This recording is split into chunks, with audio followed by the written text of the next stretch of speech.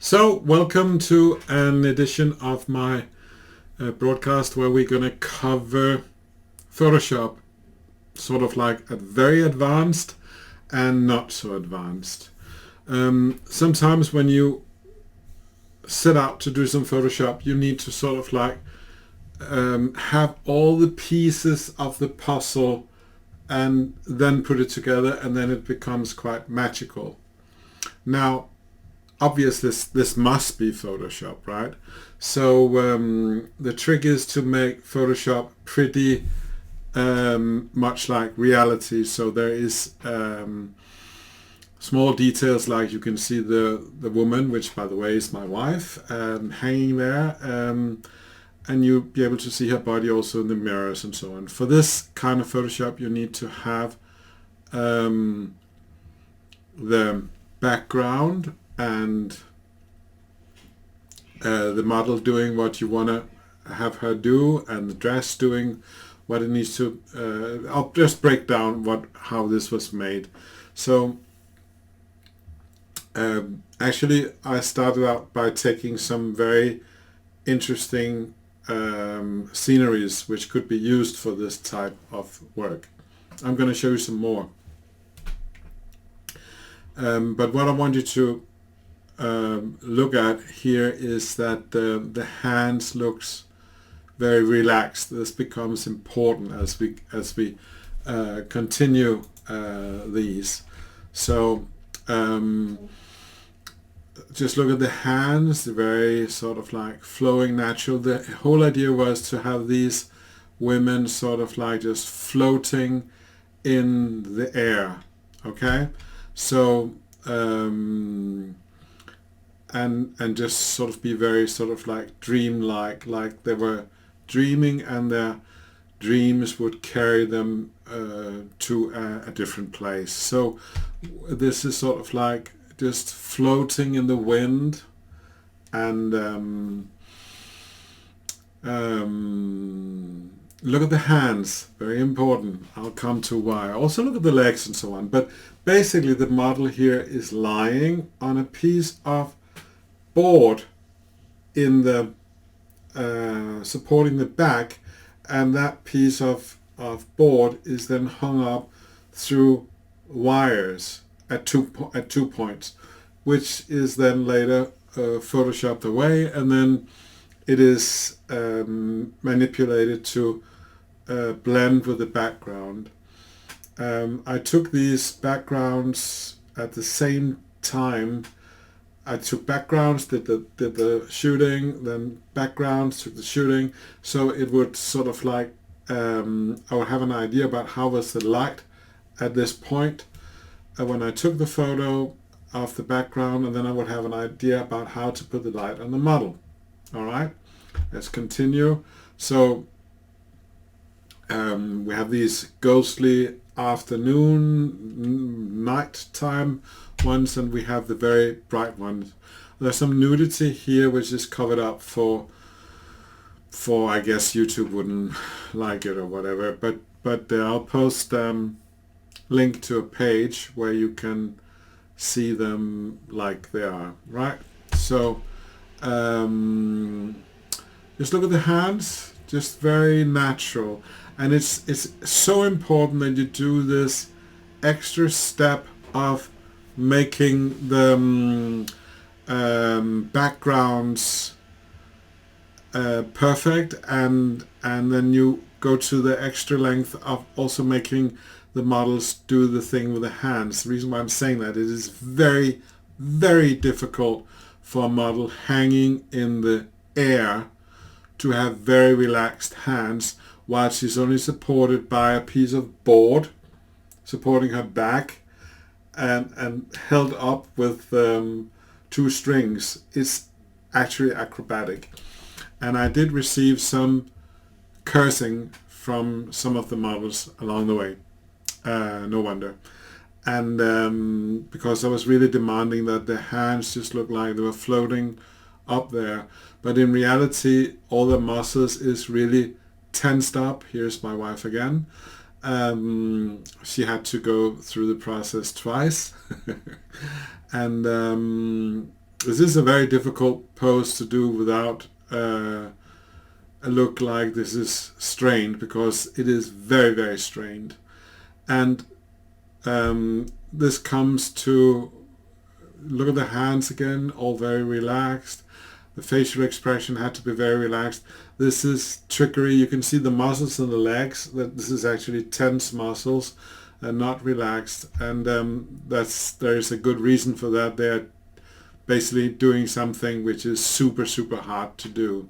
But the hands was very important, and we're getting to that around now, because I'm just going to show a photograph here. Now, let's start from the very beginning. This is how the photo started by looking. And it took some doing actually to do this also. You have here this woman being supported on 3 points. And if you look at the hands of this woman, you can see that they're not completely relaxed. I actually tried to guide her to be relaxed in her hands, but I know this is very difficult. At the same time, I was not using wires, I was using humans. So of course they have more of a pressure. So this was not something you could do for a very long time. And then you need to sort of do something to fix it, because I want those hands of hers to be relaxed. And first I looked at the hands like, okay, is there any way I can fix this so I can make this hand come down and rest on the shoulder? Maybe I could cut it out, put it back in again, but then the thumb looks a bit, all the fingers looks like very, But then I remembered, yeah, I did try to work during the shooting on these points. So I went through the whole shooting and tried to find it didn't really matter that at those points I found that the expressions of the people were not usable at all. The point was I was looking for raw material for the hands. Then I found this hand and that hand, and they look a bit odd now. I rested the one hand here on the foot just to, because it was fun. But the thing is basically that I have my material here. You do sort of like a quick check. Wasn't what I was meant to do. I was going to take this hand and move it over here and just see, okay, this could probably work, something like that. Okay, that's good enough, approved. And you check the other raw material. I prepared this a little bit because I thought it was so funny that you could make it rest on all sorts of places. But I can see that, okay, this could probably also work. So I used this to continue on, and then I have now at this point in time arrived to this point here, where the hands are sort of like doing what I wanted them to do. I also fixed other points. You can, if you quickly have a look, you will see that there is different things which are obviously the background has been cleaned up and so on.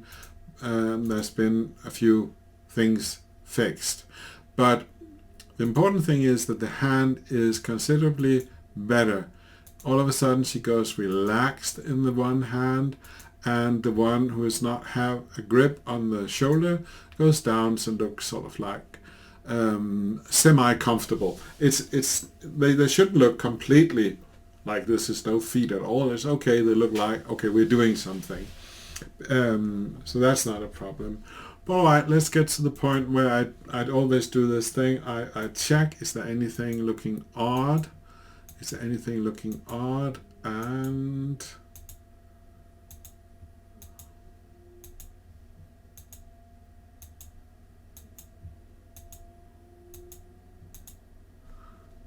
I'll go and check these areas here, because they're very important, obviously.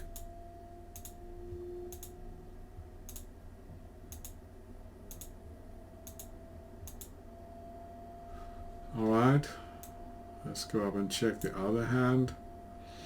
And the check is basically should just be like the hand is lifting and going down, lifting and going down, and shouldn't do anything else.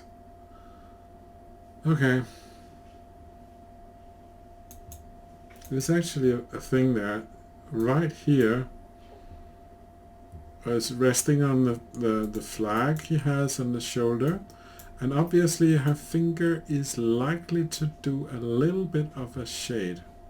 Is it not?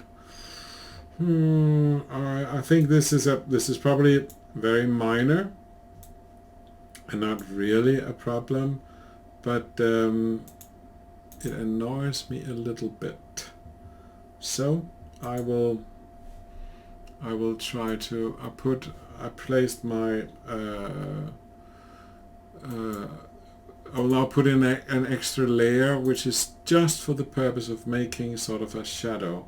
So right now I'm casting for the shadow. I'm just looking what will be an okay shadow, and then I will invert the mask, and then I will just have a look here, see if we can do a little bit of a shadow coming in on the flag. Just, it doesn't have to be much, just a little bit, so it sort of like look like, okay, there's a little bit of, and shade obvious sometimes go in different portions, like there could be, I see that's too much, but I want to fade that out, the big thing I just did there, so it sort of becomes that there is a little bit more shade towards the finger, and then obviously this is a very fine details you're doing using the pixels and so on. But you see, I get this sort of like this little thing here, was just a little bit, but I think it makes it look more natural. It is these giveaways that you're looking for, and you can correct those, and then you have an illusion. Obviously nobody will notice that there is an illusion here, that her hands has been changed. So, but that's all good. But it was just to show that you can use very advanced Photoshop to fix something which is just you don't really get any credit from the customers in a situation like this, because very often they never find out that you've done anything spectacular. They will go, yeah, that looks good, and they can't remember that in the photo session we talked about there is this problem with the hands though, and so on, and all of a sudden it's just fixed. It's because you go to that extra length of delivering a good product, that you actually handle something which were a problem, right? So now let's just quickly check again. Yeah, it's fine, looks real. Anything else looks odd? No, can't see anything, that's fine. So that's it done, that's a wrap. And I hope you got something out of it. I'm going to do these videos where I basically take up one thing at a time. So when you want to fix up and do Photoshop, you should plan for the ingredients. You should have the background, you should have whatever you need to put in there. So I scouted around for hands in the discarded photos, and I found two set of hands. It's a little bit like Family Adams, where this hand is crawling around, right? It feels a little bit like that. But I got some loose hands, and I made them find their right places, and that was that. So doing advanced Photoshop, have all your ingredients right, and go to that extra step of really checking that everything is in place. To my experience, even if you show this to people who are not trained in looking at photos and so on, they will spot if something is wrong, because you are trained, because you're looking at stuff every day. So you would see if something is out of place. You just notice something weird about it. It doesn't look quite right. But you, as a professional, have to be able to spot what is it which is not right. So that's why this thing where you go back and forth, this is the original photo, and then you go here. Is there anything which I have edited which now looks wrong, or is it all going in the right direction? It has to be that everything is going in the right direction, right? So you do that check, and you do that several times, because then you are completely sure that you have everything. Because even though if your customers can't see what is wrong and tell you, well, the shade under the finger on the flag, it looks a bit weird, it's not there, then they would just have this feel, well, it sort of looks okay, but not quite real. My standard for when I'm done editing is that I just close my eyes, look at it again and say, okay, fools me. I can't see it myself. I'm now the audience and I can't see it. So you have to be able to put yourself, you have to forget, this is a big skill. It's so important because you have ideas about what it was you intended it to be, and now there's something there which you have done, and you need to be able to wipe out all your ideas and just have a clean look from an audience viewpoint and go, okay, that's actually quite nice. And sometimes people have a very fixed idea, and even though what they have done is very good, they are still hunting towards that very specific thing, and then they go, oh, I failed, I didn't do it like I intended, and so on. But you basically didn't see that what you had there was good. This is actually very important. I have personally, as a painter, because I also paint, I have ruined so many paintings by overdoing them. They were wild and dynamic, and then I sort of to polish them up, and then they became nice and cute and boring. Okay, so the art of being able to look at something as it is right now, not as how you intended it to be, but just how is it now, is very important. It's basically very simple. You go, oh, I guess that works. And you have to be able to let go of your prior idea on how should it be. I mean, just drop those and just look at what is in front of you. And it's more important than you think. It's really important, actually. Okay? So enough of that. I'm gonna let you go now, and I'm actually sort of like thinking that this could be rather good. I thought when I started doing these episodes that well, I don't really do anything. I just stand, take some photos of people, and they're happy and they pay me money, and that's all I do. It doesn't feel very difficult, but when I break it down, I can see I'm actually doing a lot of different actions, and I have acquired skills over 25 years, obviously, doing the same thing. Not the same thing, but doing the same thing in terms of photographing people, but doing different things and getting different experience and different problems to solve and so on. So I do have an accumulation of knowledge, and I just have to find a way so I can get this knowledge transferred. I think if I make I don't know, 100, 200 videos, I might have a complete photography education right there. Wouldn't surprise me, but I'm not sure. Maybe it takes more. But I'm trying to condense 25 years of knowledge so it's just accessible, and you'll be able to just have fun and make some good money also along that. So that's my intentions anyway. Actually, it's growing in my ideas about what is this channel about is developing. It's getting sort of like more like a form and a shape. The new thing is I'm only taking up a few things in each video, even though I do a lot, because otherwise it gets too um, dispersed somehow. It needs to be focused on key points. Okay, if enough talking. Laters.